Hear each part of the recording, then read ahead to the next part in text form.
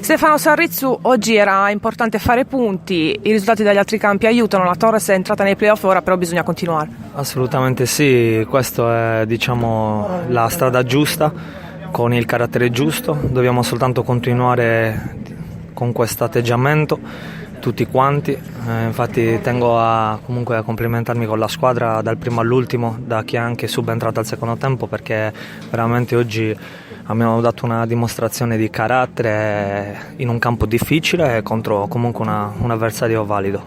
Tu oggi ti trovavi in una posizione insolita rispetto alle tue caratteristiche, però l'assenza di Mannoni ha dovuto un po' far cambiare le carte in tavola, però la Torres comunque ha tenuto bene nel campo, è arrivato questo gol bellissimo di Spinola, però la vittoria è ampiamente meritata. Sì, un grandissimo gol di Lionel che giustamente è arrivato, ha fatto una grandissima giocata.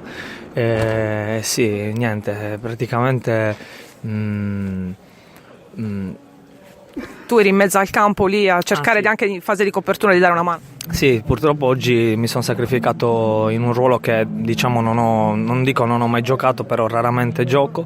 Non sono riuscito magari a esprimermi al massimo, però ho cercato il più possibile di dare una mano alla squadra dal punto di vista sia offensivo che più difensivo che offensivo, e la squadra si è fatta valere. Quanto è bello andare a festeggiare sotto tanti tifosi che anche oggi vi hanno seguito. Tantissimo, anche perché comunque loro ci caricano e loro ci danno un sostegno veramente grande e noi ne siamo debitori. È l'unico modo per ringraziarli e per sdebitarci è appunto portare i 3 punti a casa, ripeto, fuori casa, in un campo difficile con una squadra forte. Grazie Sarrizzu. Grazie a voi.